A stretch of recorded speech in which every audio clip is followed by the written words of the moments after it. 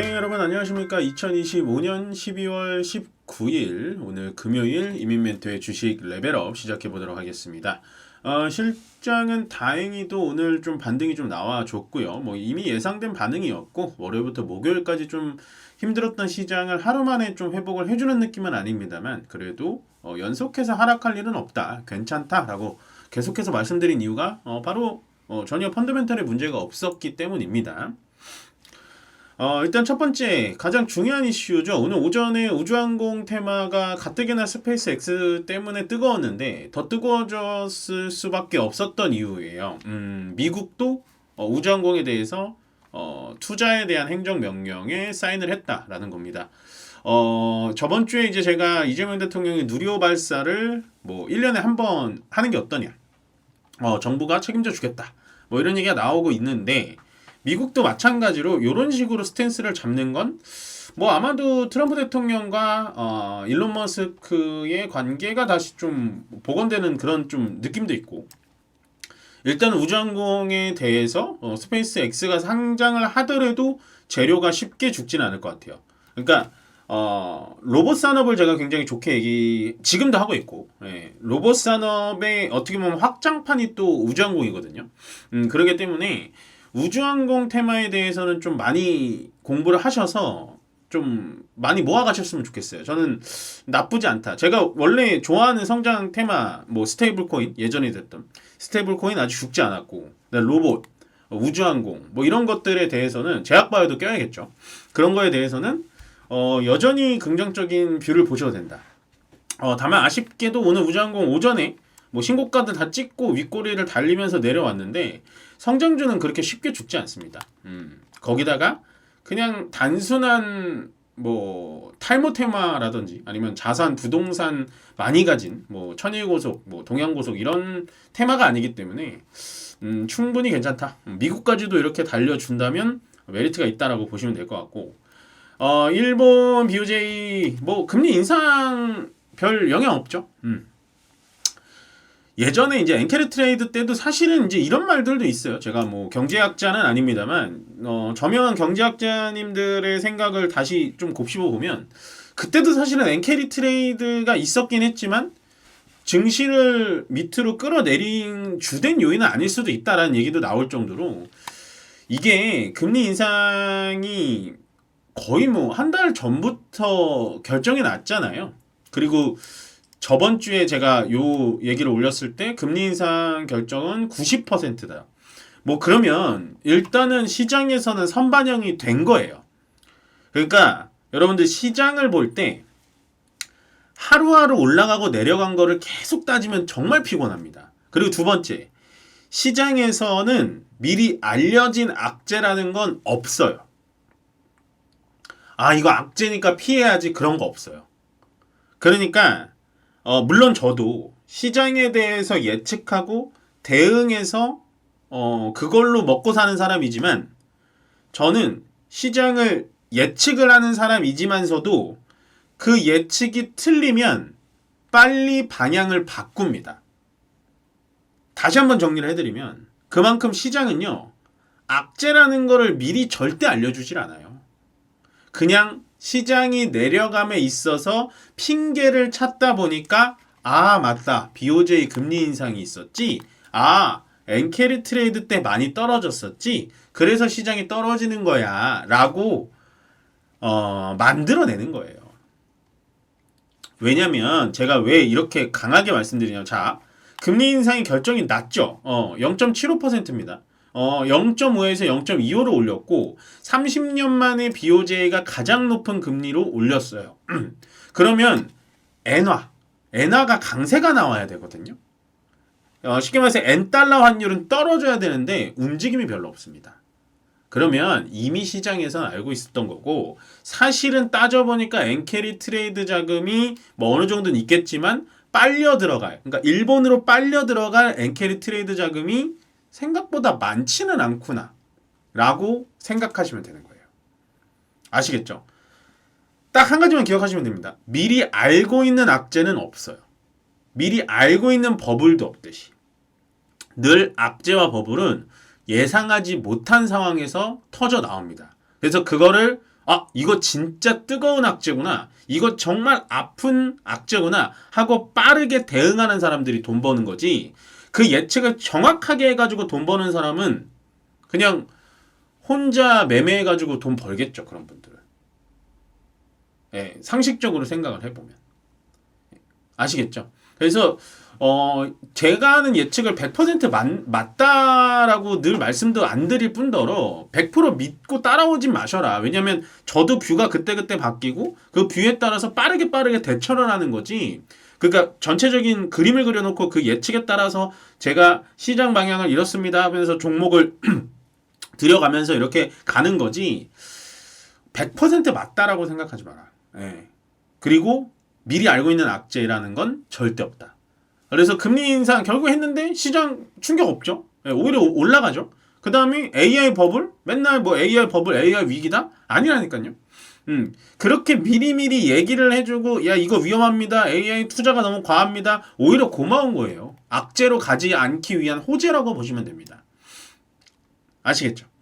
그래서 일단 오늘 요것도 마음속에 꼭 담아가셔라. 미리 알고 있는 악재는 절대 없습니다.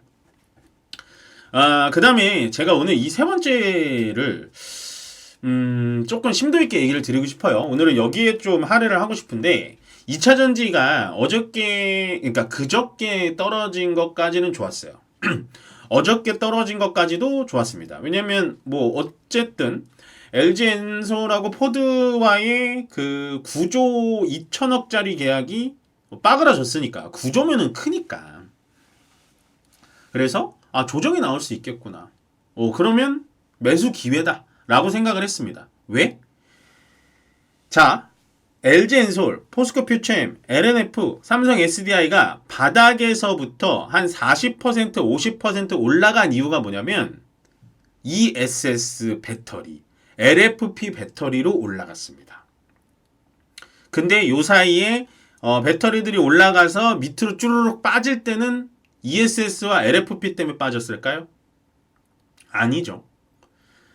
포드와의 자동차 배터리 셀 계약 이슈 때문에 빠진 거예요. 다시 한번 쉽게 설명하면 올라갈 때의 재료가 나빠져서 빠진 게 아니라 올라갈 때의 재료는 그대로 좋고 거기서 약간은 악재성이 아닌 악재성, 다른 악재가 겹쳐서 올라간 폭을 내려보낸 거예요. 그러면 이 올라가 있는 좋은 재료가 여전히 유효하면 2차 전지는 다시 반등이 들어올 순 있습니다. 어저께 저녁 한 7시까지는 제가 이렇게 생각했어요. 근데 지금은 오늘 아침, 어제 저녁 밤부터는 제가 뷰를 좀 바꿨습니다. ESS LFP로 올라갔는데 자동차 셀 때문에 떨어졌다. 근데 ESS LFP로 다시 올라올 수 있다라고 생각하거든요. 예, 지금도 그 생각은 변함이 없어요. 근데 만약에 포드가 CATL의 기술을 도입한다 라고 하면 얘기가 달라져요. 이렇게 되면 우리나라의 2차 전지는 관망하시는 게 좋습니다. 지금은 절대로 추가 매수나 신규 매수를 아직은 안 하시는 게 좋아요. 물론 포드가 CATL 기술을 도입할지 안 할지는 모르겠어요. 이제 기사가 슬슬 나오는데 뭐 트럼프 대통령이 이제 중국산에 대해서 워낙에 이제 방어하는 게 많기 때문에 어떻게 될지 모르겠지만 이 CATL이 만약에 미국 포드사로 들어온다? 이거는 좀 얘기가 달라지는 거예요. CATL이 어떤 회사인가요? 전 세계 글로벌 배터리의 50% 점유율을 넘게, 이거 거의 70% 되는 걸로 알고 있습니다. 70%를 갖고 있는 얘네가 미국 시장에 포드를 통해서 들어온다면 우리나라 배터리 기업들은 예전에 디스플레이, 조선, 태양광처럼 완벽하게 밀려날 수도 있어요. 확정된 건 아닙니다. 예, 제가 말씀드렸죠. ESS, LFP 때문에 올라갈 수 있지만 CATL이 들어오면 LFP와 ESS의 최강자예요. 얘가 들어오면 황소개구리예요. 그래서 지금은 2차 전지는 요거를 좀 지켜보셔야 돼요. CATL이 어떻게 움직이는지. 그래서 성급하게 하시면 안 돼요. 이 얘기는 제가 오늘 아침 방송 때도 했지만 조금 너무 약하게 한 것 같아서 제 개인 유튜브 방송에 올려드리는 거예요. 왜냐면 우리 개인 투자자들이 여기서 착각하는 게 뭐냐면, 야, LG엔솔 나 사고 싶었는데 많이 떨어졌다 하면서 살 수도 있고, 나 이거 올라갈 때 샀는데 물려 있어. 아, 물타기 해야지. 10%라도 절대 안 돼요. 이런 전체적인 방향과 분위기는 읽으셔야 된다고요. 아시겠죠? 그래서 이 LFP 배터리와 ESS의 최강자, 얘가 70%를 먹고 사는 70% 시장점을 갖고 있는데, 얘가 만약에 기술을 포드한테 준다? 그러면 이건 얘기가 완전 달라지는 거예요. 네. 그래서 일단 배터리 쪽은 부정적으로 본다기보다는 중립으로 보시는 게 좋습니다. 아시겠죠? 적극적으로 보시면 안 돼요. 제가 이거는 오늘 거의 뭐 10분 내내 이 얘기를 해도 모자랄 정도로 여러분들께 꼭 강조드리고 싶었어요. 좀 강하게 얘기 드리죠. 오늘은 좀 주가 방어해주지만 뭐 어쨌든 긴장의 끈을 놓지 마시고, 그 다음에 요거예요. 엔비디아가 어떤 회사였어요? 원래 게임용 GPU를 만들던 회사가 이 GPU가 빠르게 처리를 해주니까 대박이 나서 AI, 쿠다 생태계를 만든 게 바로 이 GPU거든요. 근데 이 GPU가 게임용이 있고 AI 데이터 센터, 그러니까 그 엔비디아가 만드는 GPU, AI 쪽에 들어가는 그 GPU를 만드는 그 따로 GPU가 있는데 게임용 GPU를 40% 감산한답니다. 이 얘기 뭐예요? 이 AI 버블인가요, 이게? 이 얘기만 보더라도, 아니 엔비디아가 어쨌든 1등인데 뭐 아무리 구글 알파벳이 TPU 만들어서 GPU 공격한다 해도 안 된다니까요. 이게 엔비디아도 지금 게임용 돈 안 된다는 거예요. 이제 그냥 AI 데이터 센터용 요거 가속기용 GPU만 만들어도 그거 만들기도 바쁘다는 거예요 지금. 네, 그래서 AI 버블은 절대 아니구나 보시면 될 것 같고, 강세업종 오늘 시장이 좀 반등 들어오면서 전체적으로 강세업종이 있었는데, 사실은 제가 첫 번째 우주항공을 써놨다가 지웠습니다. 오후에 살짝 지금 밀리고 있죠.